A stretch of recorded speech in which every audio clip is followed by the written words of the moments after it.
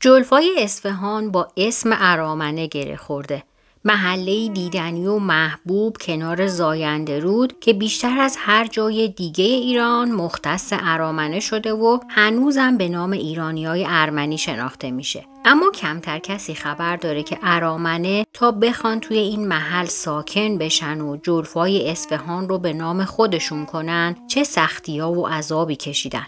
در این ویدیو میخوایم سراغ تاریخچه مهاجرت ارامنه به اصفهان و شکلگیری محله جلفا بریم. خوشحال میشیم ما رو همراهی کنید. سابقه زندگی ارامنه در ایران سابقه هزاران ساله داره.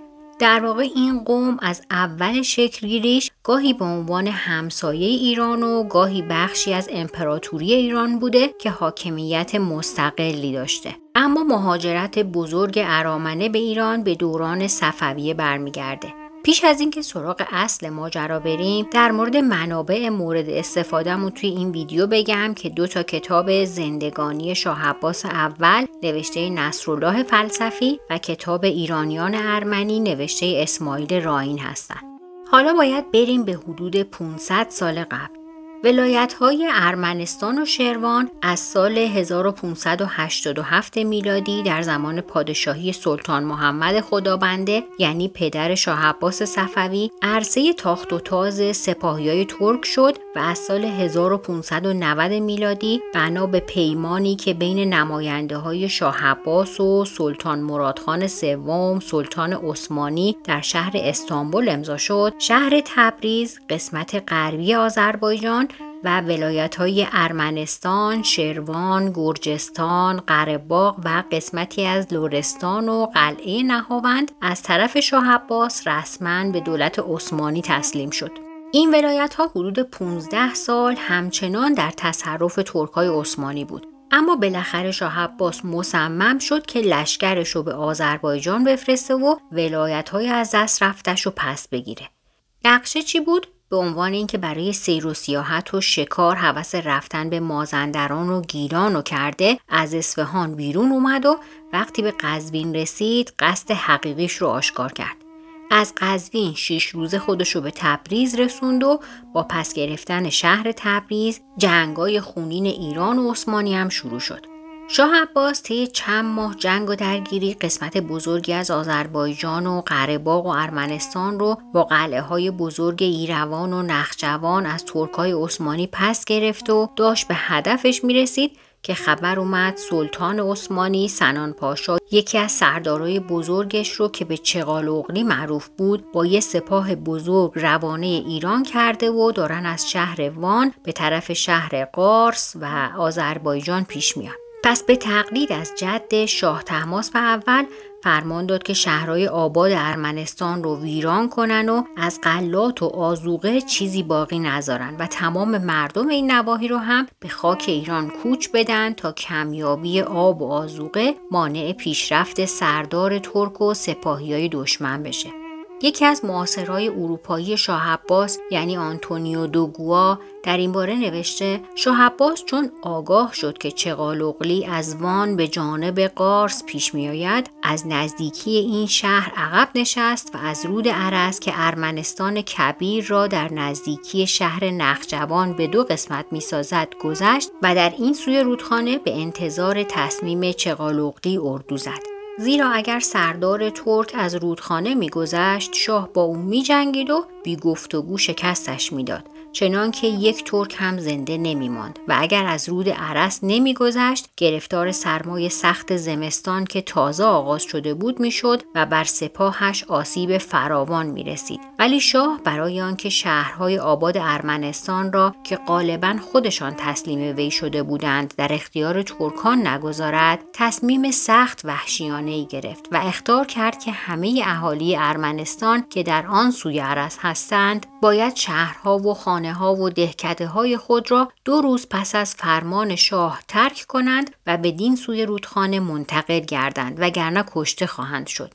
پس از آن مأمورانی فرستاد تا سراسر ارمنستان را ویران کنند و آنچه آذوقه در آنجا هست بسوزانند و مزارع را آتش زنند و چاه‌های آب و چشمه‌ها را پر کنند و آب‌انبارها را ویران سازند تا چغالوقلی و سپاهیان وی گرفتار قحط و غلا شوند. مأموران او ارامنه را به ضرب چوب از شهرها و دهکده‌ها و خانه‌هایشان بیرون کردند و در این نقل و انتقال بر آن بیچارگان صدمات بسیار رسید و بیش از 20 شهر زیبا و پرجمعیت از کوچک و بزرگ به یغما رفت. تنها در ولایت ایروان بیش از 1500 قریه آباد بود که هر یک از 400 تا 500 نفر جمعیت داشت. شهرهای بزرگی که ویران شدند ایروان، نخجوان، شروان و قارس بود. احتمالاً همه این وقایع و اقدامات با نظر و نیت حقیقی شاه عباس که هدف اصلیش گذشته از پیروزی به عثمانی‌ها نجات ارامنه از قتل عام مداوم و ظلم عثمانی‌ها بود مغایرت کامل داشته و حتی خیلی از مورخای مسیحی هم اقدام شاه عباس رو تایید و تحسین کردند. مثلا ژان باپتیست تاورنیه توی سفرنامه‌اش میگه با توجه به زندگی سختی که ارامنه زیر سلطه شوم عثمانی‌ها داشتند حق ندارند از ترک گفتن وطن خود متأثر باشند. از زمانی که عثمانی‌ها قدرت گرفتند ارامنه در نقاط مختلف و به خصوص ولایت‌های هممرز با عثمانی مدام مورد اذیت و آزار و کشتار عثمانی‌ها قرار می‌گرفتند، در صورتی که اوضاع ارامنه در مرزهای مشترکشون با ایران عموماً خوب و همراه با آرامش و آسایش بود. متن فرمان شاه عباس در مورد کوچ دادن ارامنه و نابود کردن ولایت‌های ارمنی نشین مبنی بر اینکه هیچ مسلمونی حق نداره ارامنه رو آزار بده و هر کس نسبت به افراد ارمنی بدرفتاری کنه به سختی مجازات میشه، گویای عدم دشمنیش با ارامنه است. اما اون چه مسلمه توی این مهاجرت و کوچ 10,000 زن و مرد و بچه به منطقه دوردست، اون هم در ظرف مدت 2 روز به ارامنه سختی‌های فراوانی وارد کرد. به خصوص که سربازای قزلباش دارای تعصب شدید مذهبی بودند. البته در مقابل قزلباشا گروهی از ارمنی‌ها که اونا هم توی تعصب مذهبی دست کمی از قزلباشا نداشتند و حتی جنگ با سربازای شاه عباس رو جنگ مذهبی میدونستن، با کمک سربازای عثمانی به سپاه شاه عباس شبیخون میزدن و کشت و کشتار به راه مینداختن. ولی در مجموع شاه عباس و سپاهیاش در نهایت عطوفت با ارامنه برخورد کردند. همین آنتونیو دوگوا که قسمتی از سفرنامه‌ش رو براتون خوندم می‌نویسه شاه فرمان داده بود شهرهایی را که تسلیم سپاه ایران میشوند غارت و ویران نکنند. به همین سبب مردم جلفای ارس که عده کمی از سربازان ترک را که مأمور حفظ آن شهر بودند کشته بودند نجات یافته و اهالی با عزت و احترام کوچ داده شدند. به این ترتیب شاه عباس عده‌ای از مهاجرین ارمنی اهالی جلفای ارس و ایروان رو به اصفهان فرستاد و در کنار زاینده‌رود و ولایات مرکزی و جنوب ایران جا داد و عده‌ای که حدود 24 یا 27 هزار خانوار بودند به گیلان و مازندران روانه کرد تا در اونجا به کار زراعت و پرورش کرم ابریشم که توی این کار تخصص داشتن مشغول بشن. اما بیشتر این مردم به خاطر ناسازگار بودن آب و هوا و به خصوص بیماری مالاریا که ظاهراً توی گیلان و مازندران باعث مرگ خیلی از اهالی بود تلف شدند و از این تعداد بیشتر از 5 یا 6 هزار خانوار باقی موندند. شاه عباس با ارامنه جلفای ارس یا به خاطر اینکه زودتر از دیگران اطاعت کرده بودند و تسلیم شده بودند یا به خاطر ثروتمند بودنشون مهربونتر بود. به همین خاطر مخصوصا اونها رو به اصفهان فرستاد و برای اینکه اساسیه و داراییشون رو از شهرشون آسونتر به پایتخت ببرن 5,000 تومان از خزانه سلطنتی بهشون اختصاص داد و از اردوی شاهی هم اسب و 4 پاهای دیگر رو در اختیارشون گذاشت تا وسایلشون رو راحت جابجا کنن. این تصویر رونوشت فرمان شاه عباس درباره اهدای زمینای حاشیه زاینده‌رود به ارمنیای مهاجره که در واقع زمین‌های کشاورزی سلطنتی بود و به خاطر نزدیکی به زاینده‌رود و برخورداری از آب فراوون زمین‌های ارزشمندی به حساب می اومد. ارامنه جلفا در مدت چند ماه به این منطقه از اصفهان منتقل شدند و در کنار زاینده‌رود به نام شهر قدیمیشون یه شهر ساختن که جمعیتش به 5,000 نفر می رسید. ارامنه یروان رو هم در محلی نزدیک اصفهان که زمین‌های زراعی خوبی داشت اسکان دادن و اون محل رو هم ایروان نامگذاری کردن. بقیه ارامنه هم که از نواحی مختلف اومده بودن توی دهکده بزرگ دیگه خارج از قلعه اصفهان به نام شیخ بنا جا دادن. دسته های دیگه‌ای به نام تبریزیا و نخجوانیا هم توی محلاتی که به نام خودشون نامگذاری شد یا در شمس‌آباد ساکن شدن و به این ترتیب زندگی ارامنه در سرزمین جدیدشون شروع شد. از خزانه شاهی به هر خانواده ارمنی به نسبت عده افراد اون خانواده مبلغی به عنوان وام داده شد تا به کسب و کار و تجارت مشغول بشن و وامشون رو بعد از چند سال به اقساط بپردازن. دسته از ارامنه هم توی آبادی‌های بین اصفهان و شیراز پراکنده شدن، ولی این عده نتونستن ملیتشون رو حفظ کنن و بعد از مرگ بزرگای خانواده جوانها اغلب به دین اسلام در اومدن و با مسلمونا قاطی شدن. جمعیت جلفای اصفهان روز به روز زیادتر میشد چون گروهی از مسیحی‌های دیگه ایران هم از فرقه‌های مختلف به خاطر اشتراک مذهبی به این شهر کوچیک اومدن و ساکن شدن. شاه عباس برای ارامنه جلفا حقوق و امتیازهای خاصی قائل بود، چنانکه میتونستند برخلاف بقیه اقلیت‌های دینی با آزادی خونه و ملک و هرچی بخوان بخرن و برای خودشون حاکم و قاضی و کلانتر ارمنی انتخاب کنن. در مورد امور حقوقی و قضایی هم مطیع مقررات شرعی و عرفی ایران نبودن و در اجرای مراسم و تشریفات دینیشون آزادی کامل داشتن. شاه عباس برای اینکه ارامنه توی شهرشون آزاد و آسوده باشن فرمان داده بود که هیچ مسلمونی توی این محله ساکن نشه و اگر یکی از مسلمونا نسبت به افراد ارمنی بدرفتاری کنه اون رو به سختی مجازات کنن. همچنین اجازه داده بود که ارمنیای جلفا زن یا مرد مثل سایر ایرانی‌ها لباس بپوشن و سران ارامنه مثل بزرگان و اعیان ایرانی توی اسب سواری از زین و برگ زرین و سیمین استفاده کنن.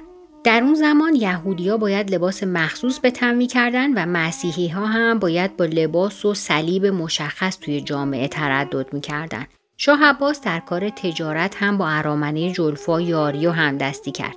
چون تجارت ابریشم ایران در اختیار و انحصار شخص شاه بود، از انبارهای سلطنتی به بازرگانای ارمنی ابریشم میداد تا به هندوستان یا کشورهای اروپایی ببرن و بعد از فروش بهای ابریشم‌ها رو به خزانه شاهی برگردونن. دادن حق تجارت ابریشم به تجار ارمنی ماجرای جالب داره که یکی از جهانگردای فرانسوی نوشته و بد نیست براتون تعریف کنم. شاه عباس بعد از اون که آسایش و امنیت رو توی کشور برقرار کرد به فکر تجارت گسترده تر و فرستادن کالاهای ایرانی به کشورهای اروپایی افتاد. پس مقدار زیادی ابریشم به پسر یکی از بازرگانای معتبر اصفهان داد تا برای فروش به بندر ونیز ببره. این آقازاده توی ونیز یه خونه اعیونی گرفت و با پول ابریشمای شاه عباس به عیش و نوش و خوشگذرونی مشغول شد. بعد از مدتی دولت ونیز روی زندگی پرزرق و برق و خرجای بی‌حساب آقازاده ایرانی مشکوک شد و تصمیم گرفت زیر و بم این خارجی مایه‌دار رو در بیاره و فهمیدن این جوون عامل دولت ایرانه و سرمایش متعلق به پادشاه ایران. دولت ونیز آقازاده رو به زندون انداخت و داراییش رو توقیف کرد و به وسیله یه نامه احترام‌آمیز هم سرگذشت آقازاده رو به شاه عباس اطلاع داد و خواهش کرد که یه مأمور برای تحویل گرفتن بقیه ابریشم‌ها به ونیز بفرسته. شاه عباس یکی از بازرگانای با سابقه اصفهان رو با 2 نفر از تجار بزرگ ارمنی به ایتالیا فرستاد تا بقیه ابریشم‌ها رو بفروشن و به ایران برگردن.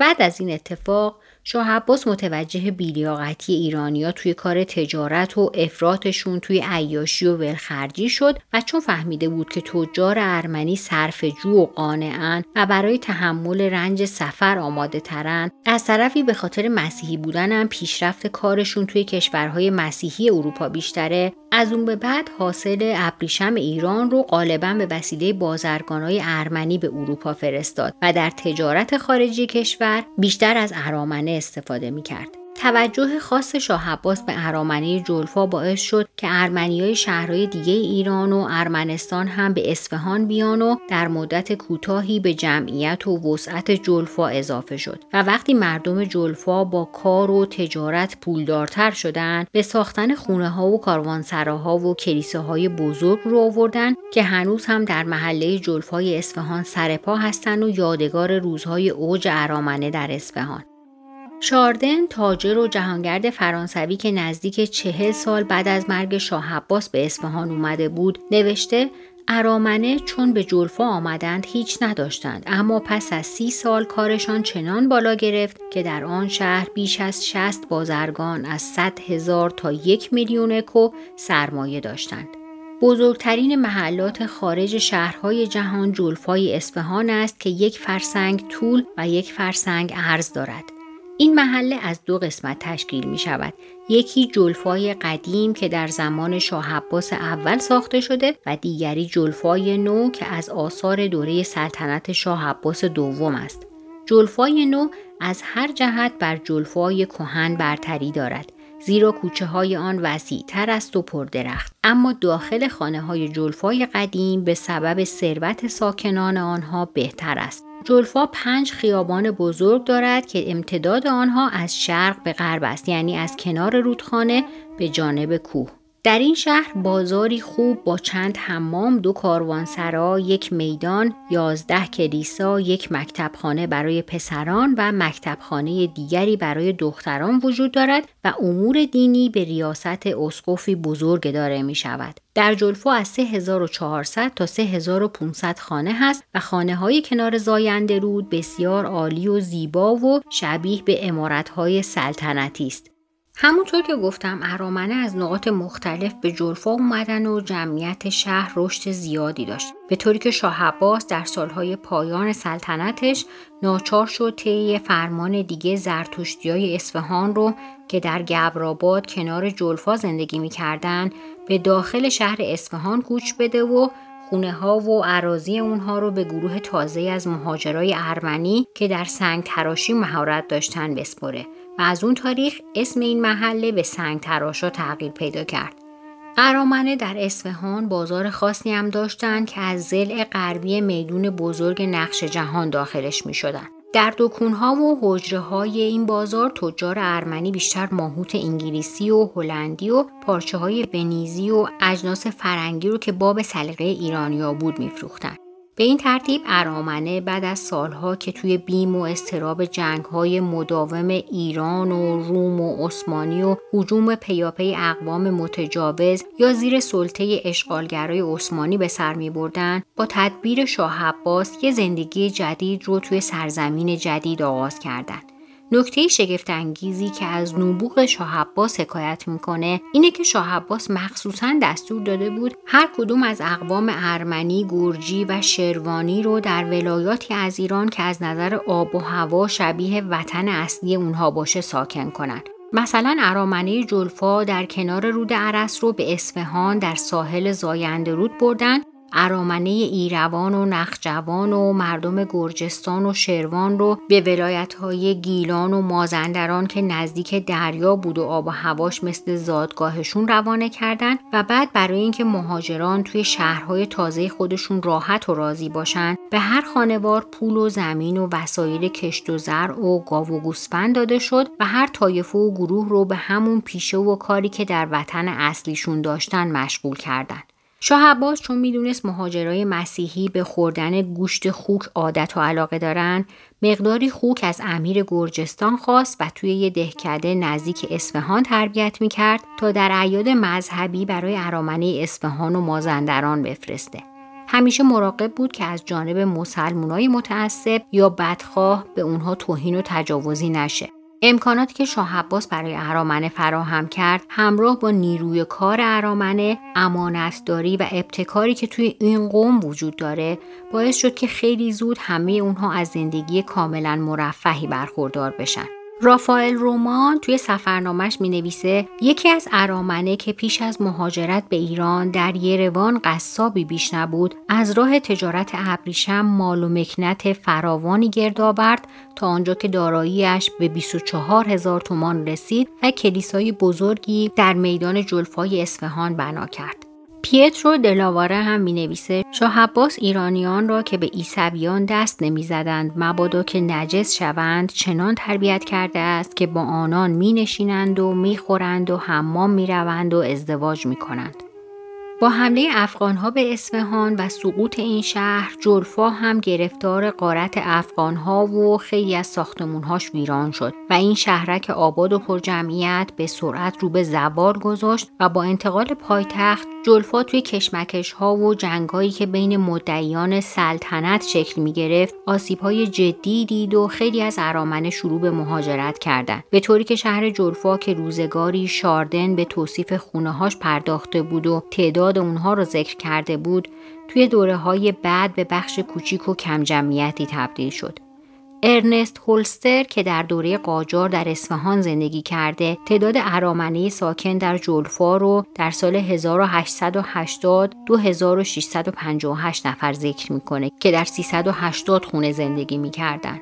با همه افول و تنزلی که جلفا بعد از صفویه گرفتارش شد، هنوز هم خونه ها و میدونای قدیمی و کلیساهای باشکوه و ساختمون های قدیمی این محله یکی از جاذبه های قشنگ اصفهان رو تشکیل میده. در حال حاضر جلفا هنوز هم هموطنان ارمنی رو در خودش جا داده که در محله های میدان بزرگ، میدان کوچیک، محله چارسوق، محله هاکوبچان، محله قره‌گل و محله سنگ تراشا و تبریزی ها و ایروان زندگی میکنن. شما تا به حال به جلفای اصفهان رفتید؟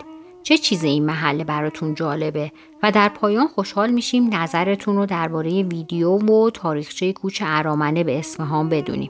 یادتون نره اگر دوست ارمنی دارید حتما ویدیو رو براش بفرستید. این 2 ویدیو هم مربوط به 2 هموطن ارمنی مونه که در تاریخ تهران و رشت موندگار هستن. حتما ببینید و لذت ببرید.